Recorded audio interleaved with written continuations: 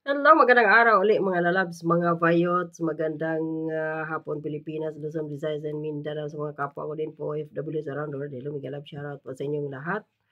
Ang topic natin ngayon ay napikon ba si Vic Soto? Or guilty ba siya? Dahil tinuluyan nagsampa si Vic Soto ng kaso kay Direk Daryl Yap patungkol doon sa The Pepsi Paloma rape no case. Dahil doon sa teaser na si Charito Solis, parang si Gina Alahar yata yun, or Alihar, ang nagtanong doon, no, na kay Pepsi Paloma na sumagot ka, sabi niya doon, ni-rape ka ba ni Big Soto? Tapos sabi pa ni Pepsi Paloma, oo, yun.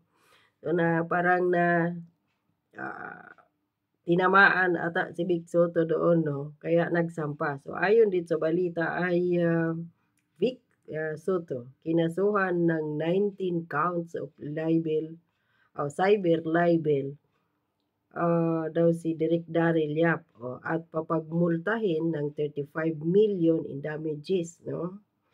Sabi pa ni Big Soto, ako, wala naman akong pinipersonal.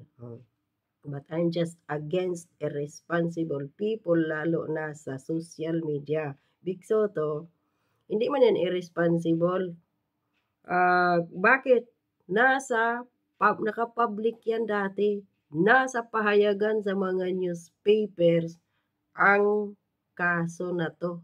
Na involved ka si Richie De Horsey at si Joey De Leon na nakalagay pa nga doon na si Tito Soto yung nag-settle nito kay Pepsi Paloma para iorong ang kaso at mag-public apology na lang, which is documented po yon Vic Soto. So, paano mo masabing irresponsible si Direk Daryl Yap kung yung movie na yon na hanggang ngayon usapan pa rin ng mga tao noong 1980s pa na kayo ay mga rapist di umano.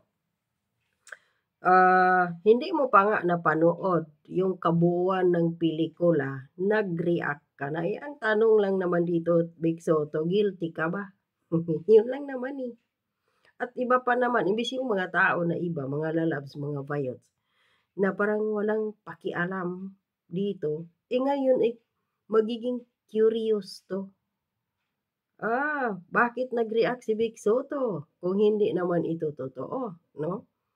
Kaya, guilty ba? Yun lang naman ang tanong dito eh. So, kaya nga ako, sabi ni Big Soto, hindi ako sumasagot in any social media o sa television. I think this is the right venue to answer para sumagot sa lahat ng isyo. So, ayun dito kay Direk Daryl Yap, sumagot siya dito sa pagkakaso ni Vic Soto sa kanya dahil kahapon din, no, nag-react si Attorney Mark Tolentino dahil dito sa balita ng GMA News na alam naman natin andun si Vic Soto, ito yun, sandali. Kasi masyado maliwanag. Ito yung balita kahapon ng GMA News. So, ano to? Muntinlupa Court has ordered Director Daryl Yap and his representative to take down the teaser and other materials for his film, The Rapist Pepsi Paloma. Oy, Muntinlupa, kayo dyan sa mga mababang korte ng Pilipinas. Pag si Vic Soto, ang bilis ninyong makaaksyon. Pero yung ginawang kababoyan ng gobyerno ni Bongbong Marcos sa KOGC, tahimik kayo. Yung mga korte pa nga doon sa pinatanggal pa yung, di ba ano ba yung inilaban doon ng KOGC dati? Pinabura din yun ng mga mababang hukuman dyan sa Cagayan man siguro yun. Pag sa kaso ni Vic Soto, aksyon agad ang mga mababang korte ng Pilipinas. Pero nung sa KOGC, bingi, bulag, pipi ang mababang mga korte ng Pilipinas. Wow, ang galing ninyo. Talagang may pinipili din kayo, ano? So dito nag-react si Mark Tolentino, mga lalabs, mga bayots. Sabi dito, my legal view, this is fake news and inaccurate. The order of the court is to require Direk Daryl Yap to submit his answer to return within 5 days. So, fake news ang balita ng putang inang GMA7. Siyempre, ikinakatigan si Big Soto dahil doon nga naman ang Itbulaga. Walang order ang court na i-take down ang teaser or any material of the film. Ayan, GMA7. Talagang hanggang kamatayan yun na lang ba talaga dyan? Fake news kayo lagi. Big Soto has the right to privacy, but it is not absolute. The Supreme Court emphasized that freedom of speech and expression, including film production, is a fundamental right under the 1987 Philippine Constitution. Motion pictures are recognized as a significant medium for communication and expression, and their commercial nature does not diminish this right. While Vic Soto claimed a right to privacy, this right is not absolute, especially for public figures like bossing Vic Soto. Yun naman pala eh. A public figure's right to privacy is narrower, particularly regarding their public actions. The rapist of Pepsi Paloma, the movie of Direk Daryl Yap, did not constitute an unreasonable intrusion into Vic Soto privacy. O, yan naman pala Vic Soto is nag-react ka kaagad. Panoorin mo muna kasi Vic Soto yung buong movie. At kapag makita mo doon na talagang guilty ka, siguro panoorin mo muna at saka ka mag-react. Hindi yung teaser pa lang eh. Napaghalataan kang guilty dito, tuloy ng taong bayan. The production of the movie of the rapist of Pepsi Paloma should continue, provided it will to explore Vic Soto's private life or intimate details without his consent. The movie of Pepsi Paloma is not about the private life of bossing Vic Idol. Huwag kang masyadong defensive. Defensive nga. Halatang guilty ang pisting Vic Soto. Hayaan mo ang taong bayan manood and sila na ang maghusga sa katotohanan. Correct. Bakit napaka-defensive mo? Napaghahalataan kang guilty tuloy. Ngayon, mga lalabs, mga bayots. Sana hindi ko yun na-delete, no?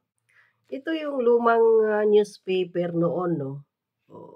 Ito yun, no? They Laugh. Mahaba ata to, pero pinotol. So, basahin po natin mga lalabs, mga bayots ito. Kung bakit may pelikula si Direk Daryl Yap ng The Rapist of Pepsi Paloma or the Pepsi Paloma Rape Case. So, ito yun siya, diba yung pinakita ko na to. Sinulat po ito ni Cristina P. Del Carmen. So, 1980s pa to, lumang-lumang newspaper. So, ito nakasulat dito. Basahin po natin to. The rape story gimmick goes this way. Pepsi Paloma, the starlet, claims she was raped in the evening of June 21 at room 210 of the Sulu Hotel by Vic Soto, Joey De Leon with Richard Reyes, a.k.a. Richie De Horse, taking pictures of the whole act. Even before this happened, she claims that she and her friend Guada Guarin suffered the humiliation of having their blouses ripped. Yung rip, yung himas, ganyan. Rip open by the 3 TV host when the party was at Broadcast City. While Richie De Horsi opened her arms at her back, so Vic Soto could kiss her effortlessly on the lips. Joey allegedly took pictures. Joey turned to kiss her came after Vic. Pepsi claims Joey wanted to teach her how to kiss artfully. Sana all. The story hit the headlines July 31 when Ray De La Cruz, Pepsi and Guada's manager, lodged a formal complaint with Defense Minister. Ito si Juan Ponce Enrile, dapat to magsalita dito eh. Dahil ito siya pala, that time, ang Defense Minister Juan Ponce Enrile.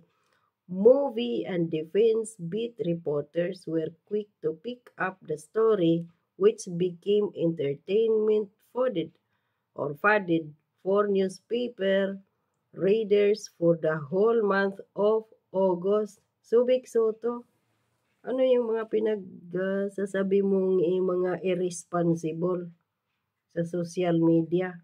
Yan, balita to noon. Anong inaarte mo dyan, dinadrama-drama mo? Tama si Attorney Mark Tolentino. Hayaan mo. Panoorin mo yung movie, o baka yung ending pa dyan mamaya, wala kang kasalanan. Tapos, ngayon nag-react ka. Di ikaw mapapahiya dito. So, sabi pa dito, which became entertainment valid noong August.